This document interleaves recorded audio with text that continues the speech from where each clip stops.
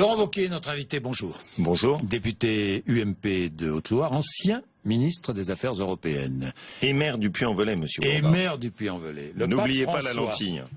Le pape François appelle les Européens, vous et moi et tous les Européens, à retrouver les valeurs humanistes. Nous avons besoin de retrouver ces valeurs?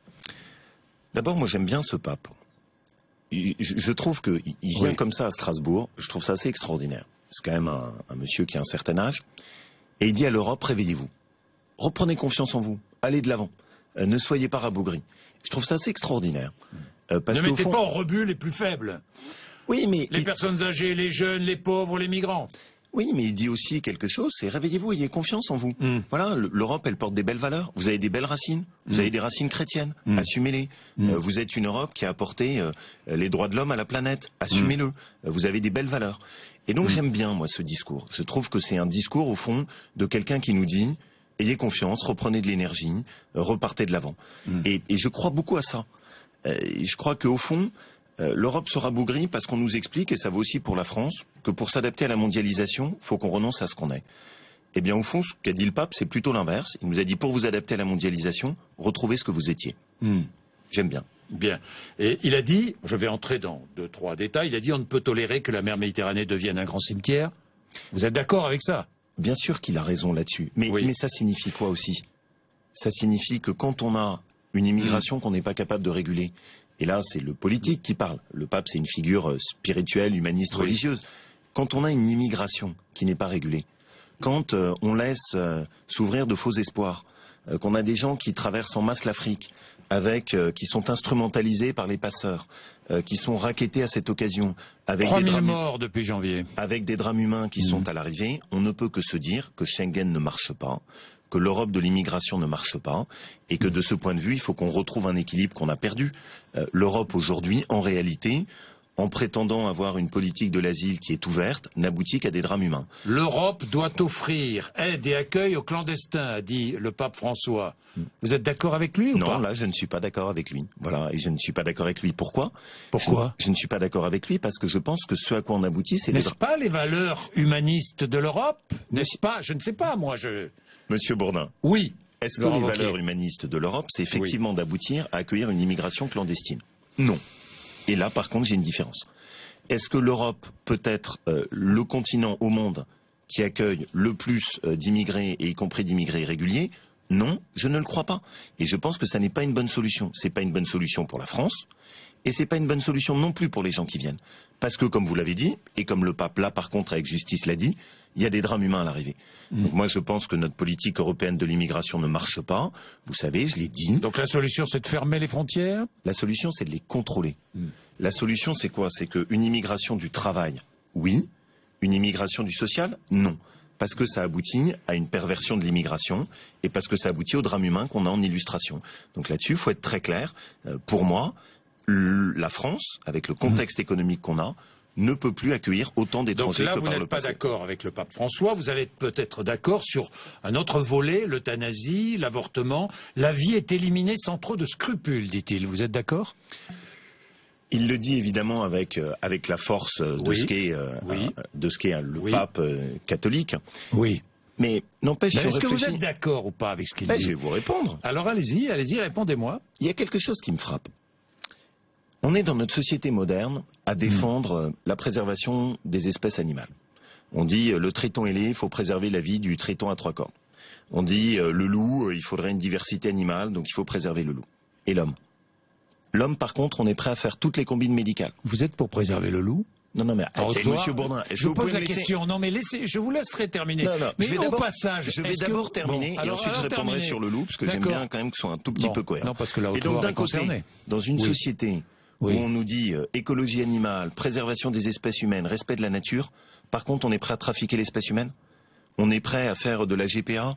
On est prêt à aller en direction des bébés promettes? Donc la vie est éliminée sans trop de scrupules? Ce que je trouve, c'est qu'il y a un contraste qui m'étonne, c'est ça que je veux exprimer, entre d'un côté une époque où on nous dit qu'il faut préserver la nature, et de l'autre côté, en revanche, quand il s'agit de l'espèce humaine, on est prêt à faire un peu n'importe quoi. Ce sujet-là me laisse un peu songeur. Alors je vais revenir sur ce n'importe quoi, mais oui, petite parenthèse autour du loup. Est-ce qu'il faut préserver le loup? J'habite dans un département, la Haute-Loire. Je sais. qui vient de connaître l'arrivée du loup. Oui.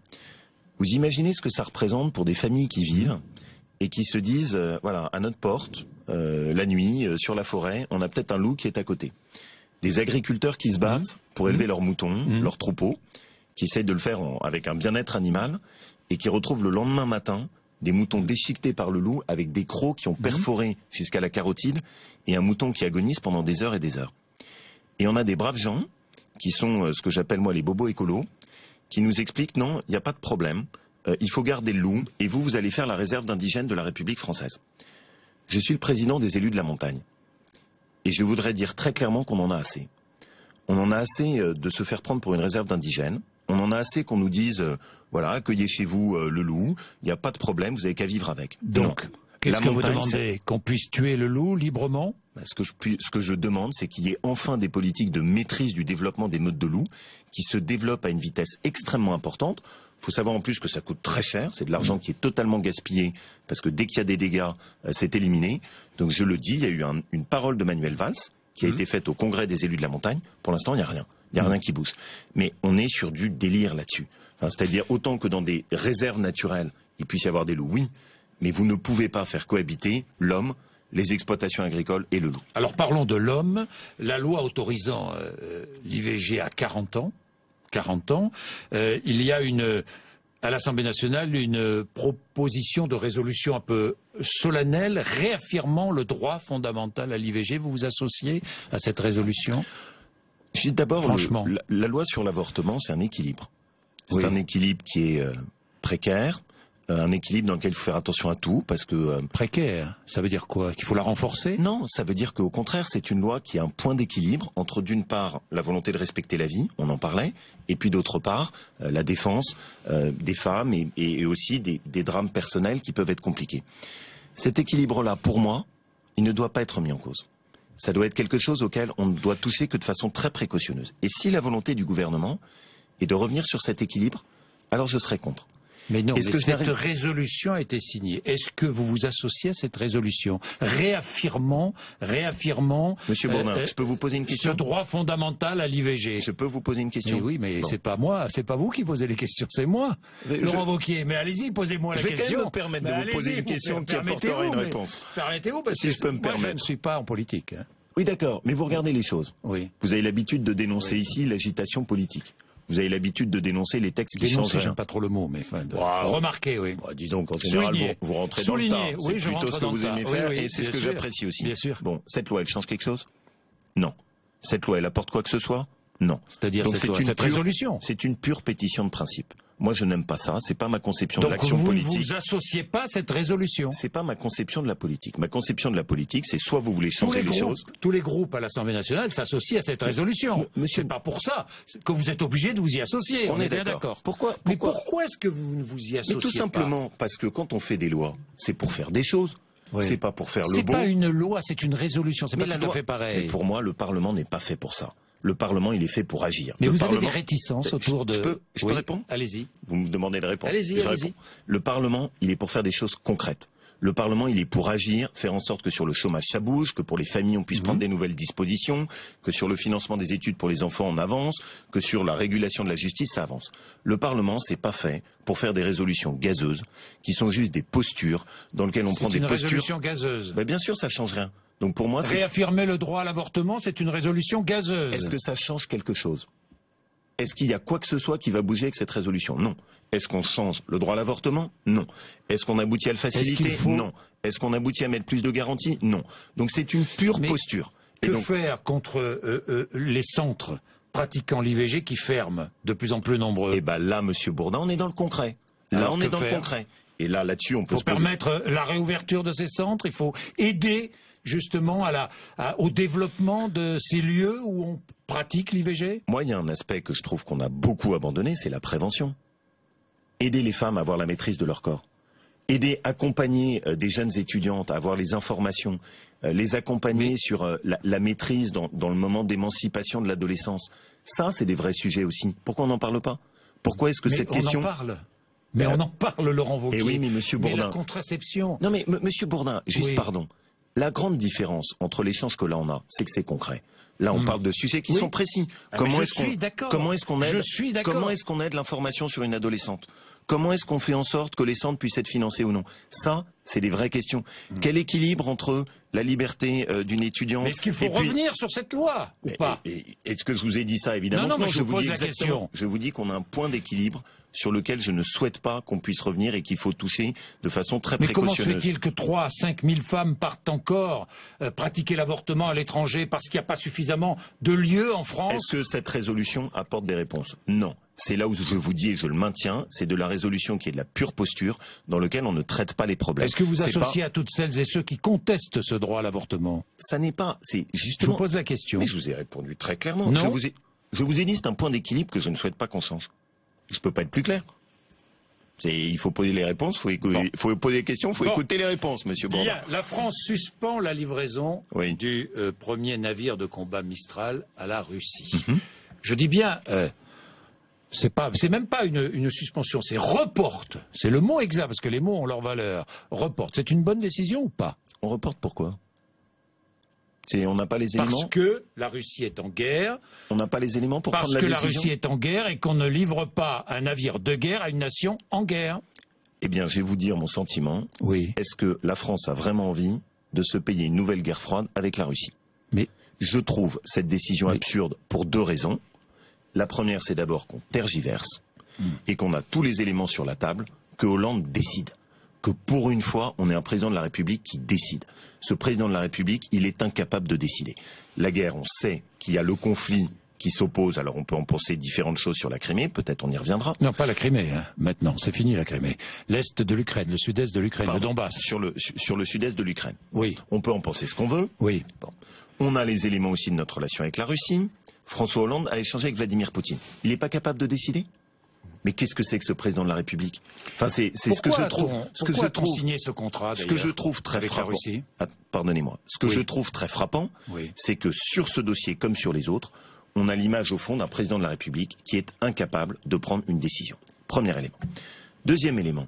Si on veut s'occuper du conflit, on fait comme ce qu'avait fait à l'époque Nicolas Sarkozy sur la Géorgie. On discute vraiment face à face avec la Russie.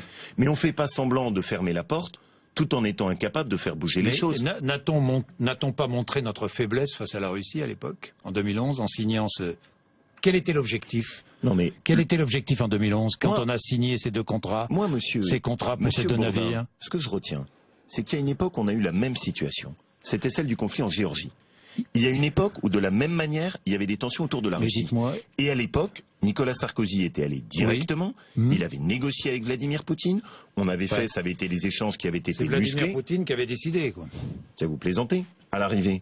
Quelle est la situation à l'arrivée aujourd'hui en Géorgie? Est-ce qu'on avait eu la guerre en Géorgie? Quelle est la situation? Qui occupe 2 régions de Géorgie? Est-ce qu'on avait eu la guerre en Géorgie? Non. Le conflit s'était arrêté. On avait réussi à trouver... L'objectif était d'apaiser Poutine, et Poutine s'est installé là où il le souhaitait. Pas du tout. On avait eu un point. On a eu un point d'apaisement et de médiation. La Géorgie qui aurait pu être occupée n'est pas occupée. Vous avez toujours la Géorgie dans son intégrité, son intégrité de pays global, n'est pas occupée. Ce que je vois aujourd'hui, c'est qu'à l'inverse, on a une situation en Ukraine qui s'enlise et dans laquelle la France est purement spectatrice.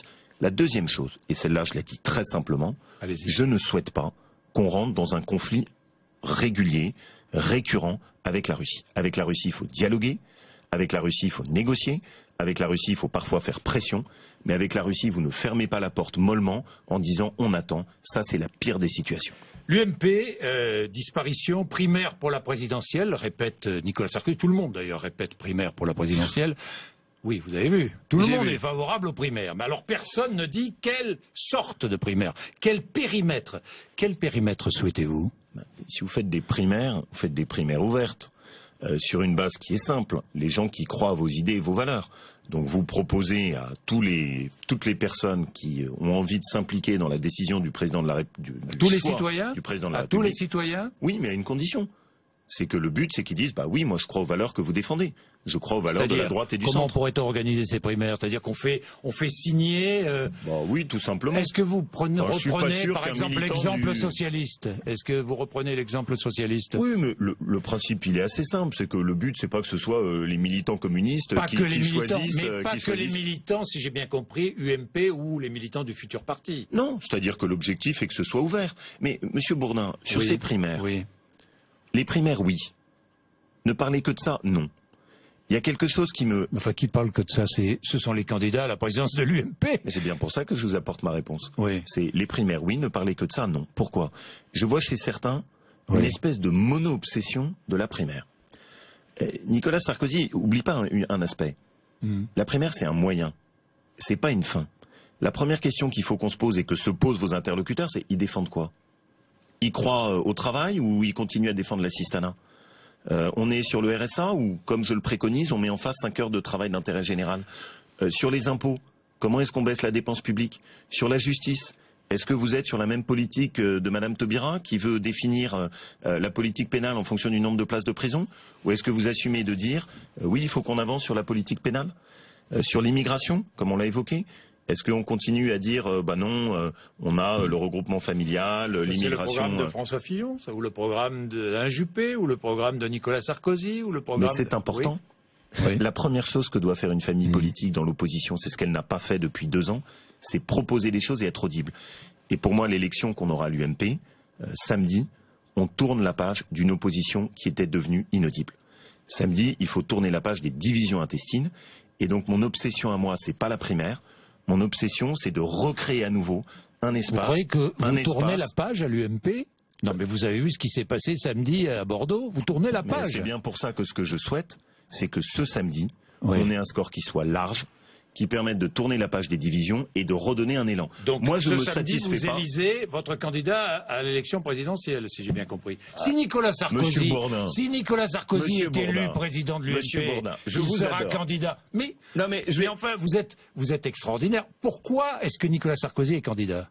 Non, mais juste... Pourquoi? Est-ce que je peux répondre? Pour être président de la République vous ou pas? me posez une question. Je vous demande. Vous m'avez demandé est-ce que vous êtes favorable à la primaire? Oui. Je vous réponds oui. Oui. La primaire va servir à quoi? À choisir le candidat à la présidence de la République. Donc c'est la primaire qui choisira notre candidat à la présidence de la République. Ça peut pas être plus clair. On fait ça pour ça. Maintenant, ce que je vous dis, et ça je l'assume, c'est qu'avant la primaire, il faut remettre de l'ordre dans notre famille politique. On a une famille politique qui n'est plus en état. Il faut remettre de l'ordre dans l'opposition. Aujourd'hui, il n'y a pas d'espace entre un PS déliquescent et un FN qui est pour moi sur des mauvaises réponses par rapport aux problèmes du pays.